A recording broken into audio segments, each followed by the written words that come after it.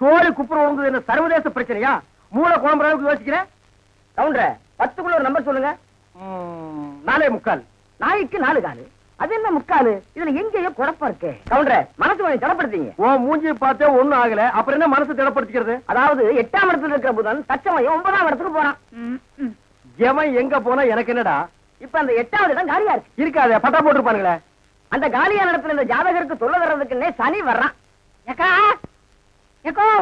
வந்துட்டானே, வர வர பிச்சைக்காரனுக்கு சொந்தம் கொண்டாட ஆரம்பிச்சானுங்க. அந்த நாய்க்கு எதுவும் போடாம அடிச்சு தொட்டுடி.